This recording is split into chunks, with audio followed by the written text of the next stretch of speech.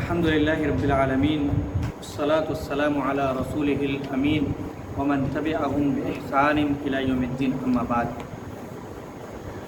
آج یہ الایمان باللہ، اللہ پر ایمان اور عقیدے کی بنیادی تعلیمات، اس کتاب سے ہم 5واں سبق پڑھیں گے، جس کا عنوان ہے ایمان اور اس کی بعض کیفیتیں۔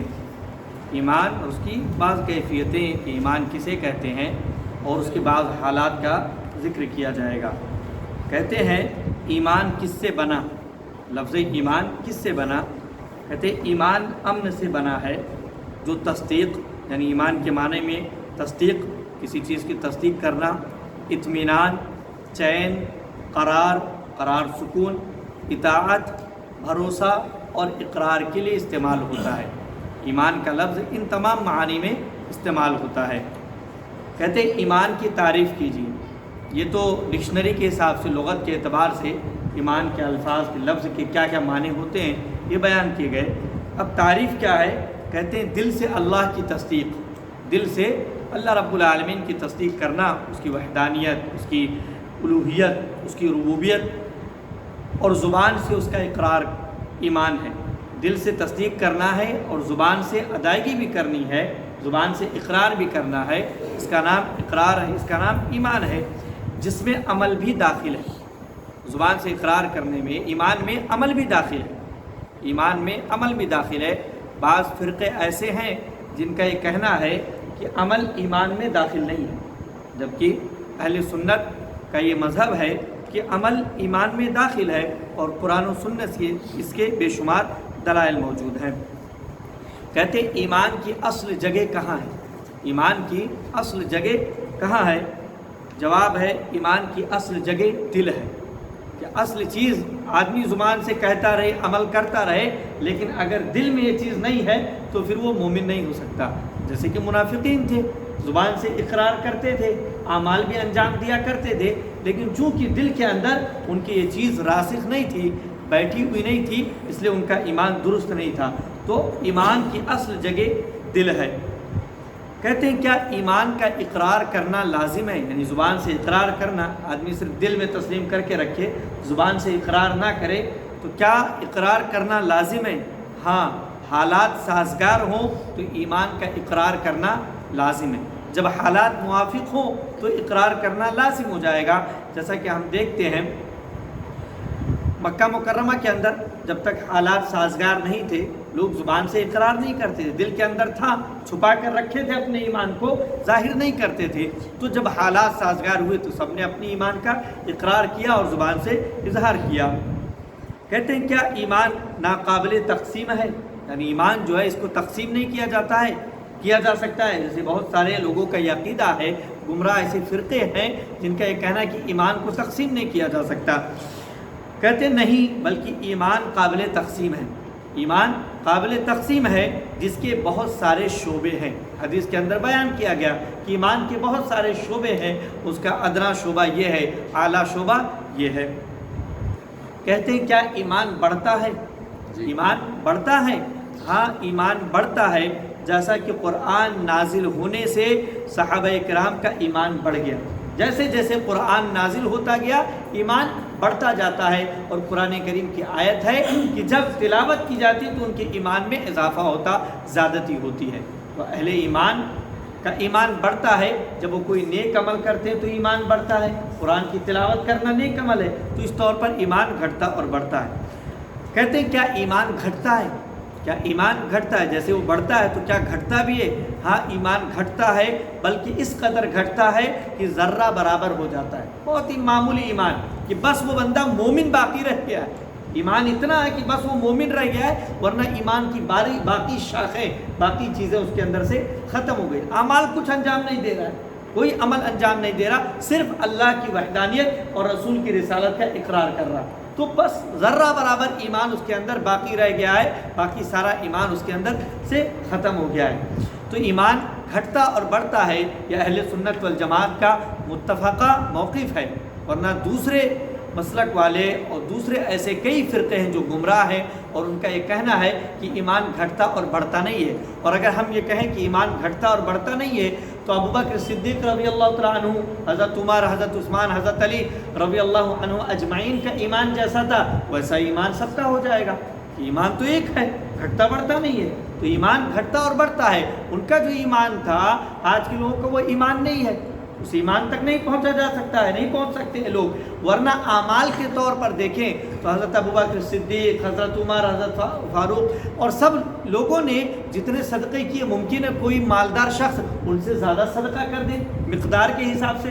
کیا اگر ان سب نے مل کر 10 کروڑ صدقہ کیا اللہ کی راہ میں، تو آج کوئی بندہ ایسے بھی ہو سکتا ہے جو 100 کروڑ 1000 کروڑ کر دے، اور کرنے والے کرتے ہیں، ایسے مالدار موجود ہے دنیا کے اندر۔ تو اگر اعمال کے حساب سے دیکھیں گے تو ان کا عمل تو بڑا نظر آئے گا، تو وہ کس چیز میں بڑے ہیں؟ بڑے وہ ایمان میں ہیں، تو ان کا ایمان بڑھا ہوا تھا، اس وجہ سے ان کا مرتبہ اللہ رب العالمین نے سب سے بلند رکھا ہے۔ کہتے ہیں کیا ایمان مضبوط ہوتا ہے؟ ایمان مضبوط ہوتا ہے، ہاں ایمان مضبوط ہوتا ہے، کیونکہ طاقتور مومن اللہ کو بہت پسند ہے، جیسا کہ حدیث کے اندر ہے کہ طاقتور مومن اللہ کے نزدیک پسندیدہ ہے۔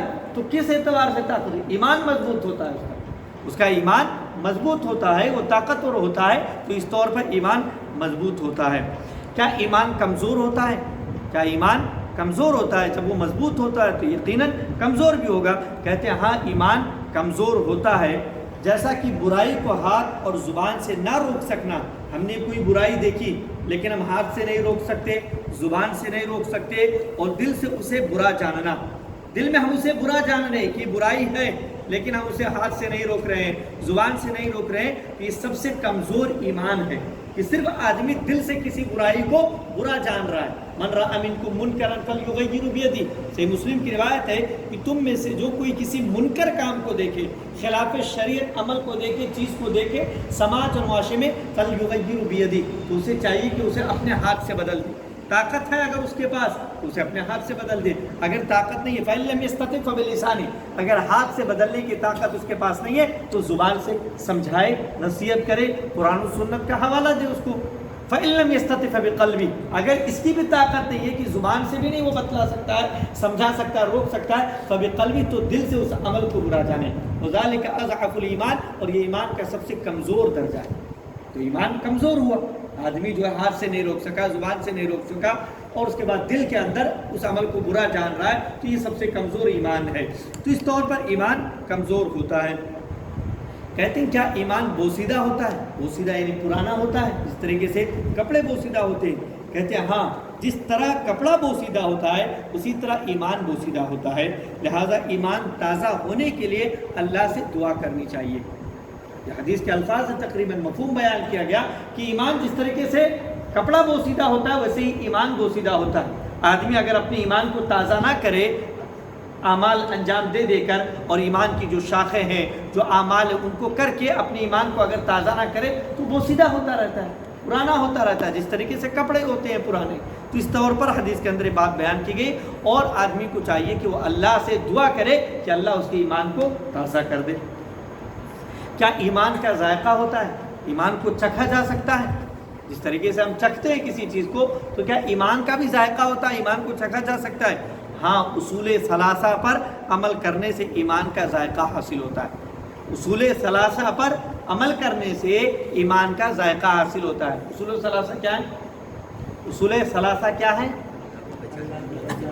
اللہ کو پہچاننا، اللہ کی معرفت، نبی کی معرفت اور دین کی معرفت۔ تو ان تینوں کی معرفت اور ان پر عمل کرنا، تو ان تینوں پر عمل کرنے سے ایمان کا ذائقہ ملتا ہے۔ آدمی اللہ کی معرفت، جب اللہ کی معرفت حاصل ہوتی ہے، اللہ کے بارے میں جانتے ہیں، تو دل میں ایمان تازہ ہوتا ہے، ذائقہ ملتا ہے، ایک مٹھاس، آدمی کو ایک لذت، حلاوت محسوس ہوتی ہے، وہی ذائقہ ہے۔ آدمی چیزوں کا ذائقہ زبان سے محسوس کرتا ہے، بعض چیزوں کا ذائقہ دل سے محسوس ہوتا ہے۔ تو اس طور پر ایمان کا ذائقہ ہوتا ہے، اور اصول ثلاثہ پر عمل کرنے سے ایمان کا ذائقہ حاصل ہوتا ہے۔ کیا ایمان کی مٹھاس ہوتی ہے؟ مٹھاس وہ بھی ذائقہ کہ وہ ذائقہ تو ہے، لیکن اس کا ذائقہ کیسا ہے؟ تو کیا ایمان کی مٹھاس ہوتی ہے، حلاوت ہوتی ہے؟ ہاں، اللہ اور اس کے رسول سے سب سے زیادہ محبت کرنے والے اپنے لیے جو پسند کرتے ہیں، وہ اپنے بھائی کے لیے پسند کرنے اور کفر میں لوٹنے سے، کراہت کرنے سے ایمان کی مٹھاس ملتی ہے۔ کہ آدمی اگر ان 3 باتوں پر عمل کرے کہ اللہ اور رسول سے سب سے زیادہ محبت کرے، اللہ اور رسول سے سب سے زیادہ محبت کرے، اسی طریقے سے جو چیز اپنے لیے پسند کرے اپنے بھائی کے لیے بھی وہی پسند کرے، اور کفر میں لوٹنے سے اپنے آپ کو ناپسند کرے کہ دوبارہ میں کفر میں لوٹ جاؤں، اگر اس کے اندر یہ 3 باتیں پائی جاتی ہیں تو وہ ایمان کی مٹھاس کو، ایمان کی حلاوت کو محسوس کرے گا، اس کے اس ذائقے کو اپنے اندر پائے گا، تو ایمان کی مٹھاس ہوتی ہے۔ کہتے ہیں کیا ایمان کی زینت ہوتی ہے؟ آدمی مزین ہوتا ہے، خوبصورت بنتا، اچھے کپڑے پہن کر، بال جھاڑ کر، کنگھی کر کے ساری چیزیں اپنے آپ کو مزین کرتا، تو کیا ایمان کے اندر بھی زینت ہوتی ہے؟ ایمان کی زینت ہوتی ہے؟ ہاں، ایمان کی زینت ہوتی ہے، جسے حاصل کرنے کے لیے نبی صلی اللہ علیہ وسلم نے دعا فرمائی۔ ایمان کی زینت ہوتی ہے اور نبی کریم صلی اللہ علیہ وسلم نے اسے حاصل کرنے کے لیے دعا فرمائی ہے۔ یہ جو جوابات یہاں درج ہیں، یہ سب حدیثوں کے مفہوم ہیں، یہ سب حدیثوں کے مفہوم ہے۔ اس کے اگلے نسخے میں، اگلے حصے میں وہ باتیں دلیل کے ساتھ، یعنی ان حدیثوں کے ساتھ ذکر کی گئی ہیں۔ تو یہ ساری باتیں، سارے جوابات حدیثوں کے مفہوم پر ڈال رہے ہیں۔ کہتے ہیں ایمان کی زینت کسے کہتے ہیں؟ یہ جو زینت کا ذکر ہوا کہ ہاں ایمان کی زینت ہوتی ہے، اللہ کے رسول نے اس کے لیے دعا کی ہے، تو یہ ایمان کی زینت ہوتی کیا ہے، کیسے ہوتی ہے؟ ایمان پر ثابت قدم رہنے، کہ آدمی ایمان پر ثابت قدم رہے، ڈٹ جائے، مستقل مزاج ہو، اطاعت کی توفیق ملنے، کہ آدمی مطیع و فرما بردار ہو اللہ اور رسول کا، اسے اس بات کی توفیق مل گئی، اور اچھا عمل کرنے کو ایمان کی زینت کہتے ہیں۔ اچھا عمل کرنے کو ایمان کی زینت کہتے ہیں، کہ بندہ اگر اللہ پر ایمان رکھنے اور رسول پر ایمان رکھتا ہے اور ثابت قدم رہتا ہے اس بات پر، اللہ کے رسول نے کہا قل آمنت باللہ ثم استقم، کہو کہ میں اللہ پر ایمان لایا، ثم استقم، پھر جم جاؤ، مستقل مزاج بن جاؤ، اس کے اوپر دائیں بائیں ہونے کی ضرورت نہیں ہے۔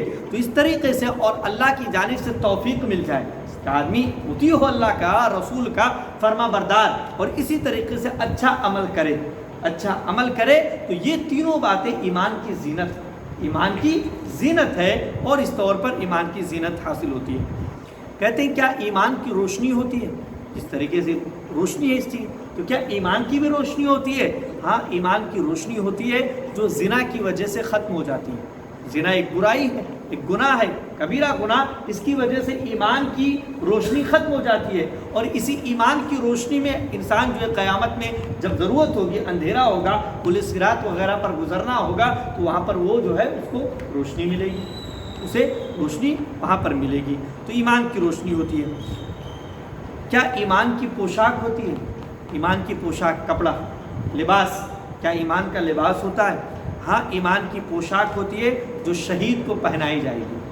ایمان کا لباس شہید کو پہنایا جاتا ہے، شہید جو اللہ کی راہ میں شہید ہوا، اسے ایمان کی پوشاک، ایمان کا لباس پہنایا جاتا ہے۔ یہ سب حدیثوں کے مفہوم ہیں، حدیثوں کے ٹکڑے ہیں جس کا مفہوم یہاں بیان کیا گیا۔ کہتے ہیں آخری زمانے میں ایمان کس طرف چلا جائے گا؟ آخری زمانے میں قرب قیامت سے قریب جو ہے، اس وقت ایمان کہاں ہوگا؟ سارا ایمان کہاں رہے گا؟